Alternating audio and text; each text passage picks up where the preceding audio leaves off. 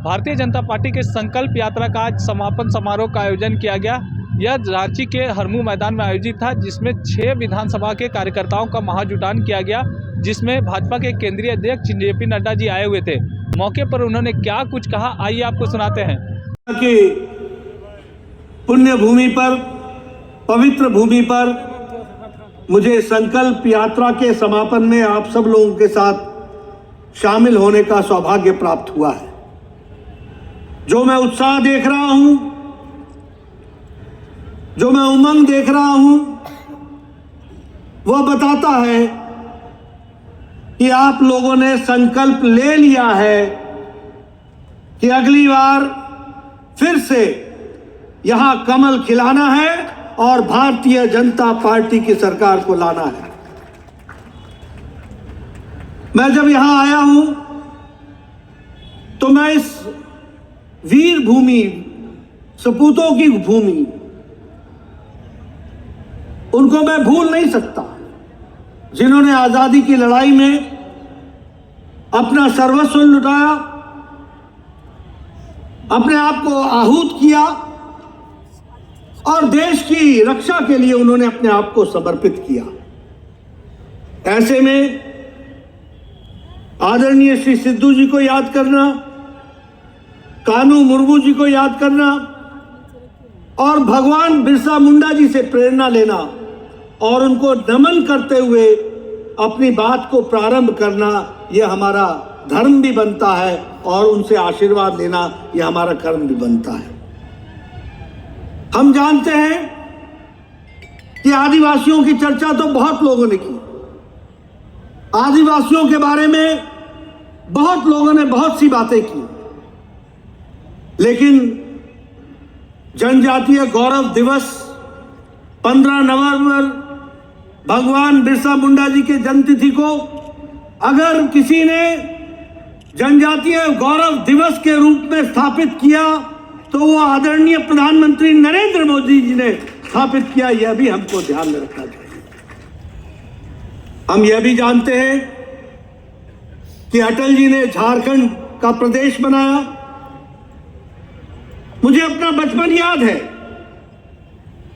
उस समय हम उसको उत्तरांचल कहते थे और वनांचल कहते थे। यह लड़ाई वनांचल की और उत्तरांचल की लंबे समय से चल रही थी, लेकिन कांग्रेस में दिल्ली में बैठे हुए नेताओं के कानों में पढ़ करके भी इन्होंने जैसे कान में रुई डाल रखी हो, कभी सुनने का नाम न लिया हो, कभी भावनाओं के बारे में सोचा ना हो। इस तरीके की स्थिति भी हमने यहां झारखंड में भी देखी और उत्तर प्रदेश में, उत्तरांचल में भी देखी। लेकिन यह भारत रत्न श्रीमान अटल बिहारी वाजपेयी थे, जिन्होंने प्रधानमंत्री बनते ही यहां पर झारखंड की स्थापना की और उत्तर प्रदेश में उत्तराखंड की स्थापना की और 2 नए प्रदेश बना करके दिए। यह भी हम सबको ध्यान में। इसलिए कहने वाले कई कुछ कहते हैं, लेकिन झारखंड के साथ भारतीय जनता पार्टी और भारत रत्न अटल बिहारी वाजपेयी हमेशा याद किए जाएंगे, जिन्होंने झारखंड को बनाने में सर्वस्व लगाया, योगदान किया। इसको भी हमको ध्यान में रखना चाहिए। मैं यहां यह भी कहना चाहता हूं कि झारखंड की संस्कृति, झारखंड के कल्चर, झारखंड का कार्य करने का तरीका, इसको संरक्षित करने का काम, अगर झारखंड की संस्कृति को संरक्षित करने का काम, उसको गौरव का स्थान देने का काम, उसको आगे बढ़ाने का काम अगर किसी ने किया तो किसी और सरकार ने नहीं, वो भारतीय जनता पार्टी की सरकार ने किया। यह भी हमको ध्यान में रखना चाहिए। मैं जब हेमंत सोरेन की बात करता हूं तो हमारे को ध्यान में आता है कि इन्होंने जनजाति के बारे में, ट्राइबल्स के बारे में चर्चा की और ट्राइबल्स के नाम, इस बात को भी आपको ध्यान में रखना चाहिए।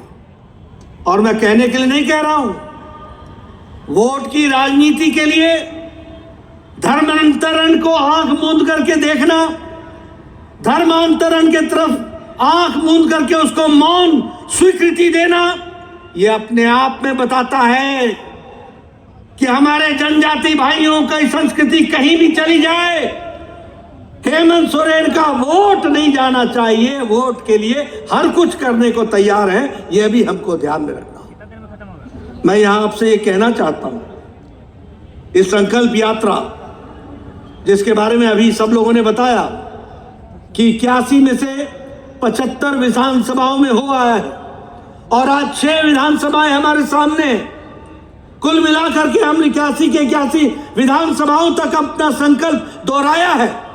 और जिस तरीके से जनता ने आशीर्वाद दिया है, यह बताता है कि आने वाले समय में भारतीय जनता पार्टी के विचार को मजबूत बनाएगी झारखंड की जनता। इसको भी हमको ध्यान में रखना है। मैं आपके सामने यह भी बताना चाहता हूं, अभी चर्चा हो रही थी, बाबूलाल मरांडी जी कह रहे थे कि यह फरेबियों की सरकार है,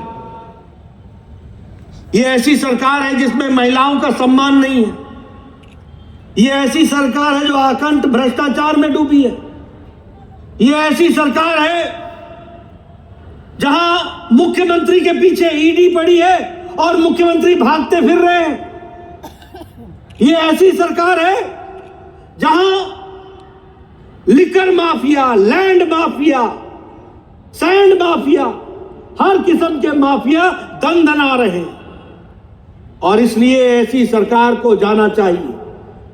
मित्रों, मैं एक बात आपसे कहूंगा, इस सरकार को तो हम भेज देंगे और यह सरकार आपके माध्यम से ये जाएगी, इसका जाना निश्चित है। लेकिन झारखंड की भोली भाली जनता को एक बात समझा दो कि यह भारतीय जनता पार्टी की सरकार और भारतीय जनता पार्टी के कार्यकर्ता जब सत्ता पर बैठते हैं तो लोगों की सेवा के लिए बैठते हैं, लोगों के काम करने के लिए बैठते हैं, झारखंड की तस्वीर और तकदीर बदलने के लिए बैठते हैं। लेकिन जब जेएमएम और कांग्रेस के लोग सत्ता पर बैठते हैं तो वो अपनी सेवा के लिए बैठते हैं, मेवा खाने के लिए बैठते हैं, कुर्सी गरम करके तिजोरी गरम करने के लिए बैठते हैं।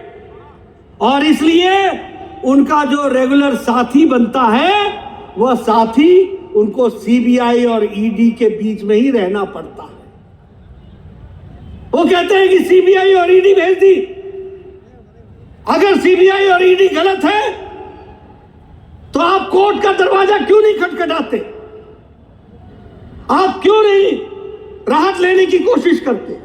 आपको मालूम है और सबको मालूम है कि किस तरीके से आप और आपकी सरकार आकंठ भ्रष्टाचार में डूबी हुई है, यह भी लोगों को मालूम है। और इसलिए डरते डरते आप इधर से उधर आज की तारीख आगे मांगो, तारीख पर तारीख मांगो। बताओ ये कर रहे हैं कि नहीं कर रहे हैं? कर रहे हैं कि नहीं कर रहे हैं?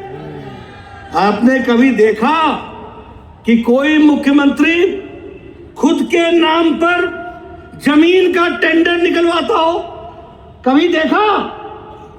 कभी देखा कि कोई मुख्यमंत्री खुद के नाम पर जमीन का टेंडर निकलवाए? देखा है क्या? देखा है क्या? यह है आपका मुख्यमंत्री, ऐसा है आपका मुख्यमंत्री। मैं खुलेआम आरोप लगा रहा हूं, मंच से लगा रहा हूं। है किसी में ताकत तो हमारी बात को टाल करके देखे या गलत साबित करके देखे। यह है भ्रष्टाचार। आप बताइए, आपने किसी को देखा कि जमीन हड़पने के लिए अपने माता पिता का नाम ही बदल दिया हो? आपने देखा? देखा भाई ऐसा? ये आपके यहां मौजूद है। ऐसे ऐसे घोटाले किए, ऐसे ऐसे घोटाले किए, अपने नाम पर टेंडर, अपने को ही दिलाना। ऐसी रेवड़ी जो खुद मुड़कर अपने आप को खाए, ये इनका काम है। अगर मैं इनकी तुष्टीकरण की बात करूं तो आप बताइए, आज मंदिर टूट रहे हैं कि नहीं टूट रहे हैं?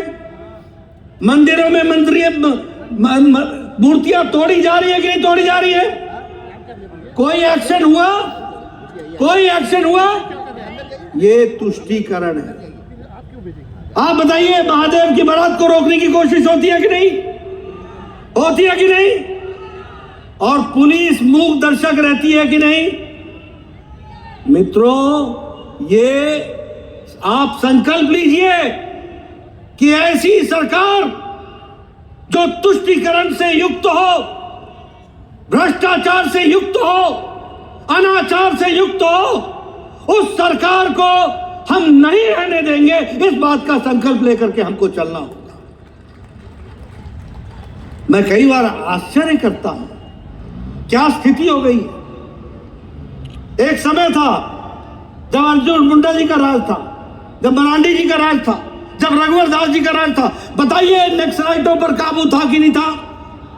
काबू था कि नहीं था? आज नक्सलाइट दंदना रहे कि नहीं दंदना रहे? आज उनकी घटनाएं बढ़ी हैं कि नहीं बढ़ी हैं? बताइए, पुलिस रक्षक के बजाय भक्षक बन गई है कि नहीं?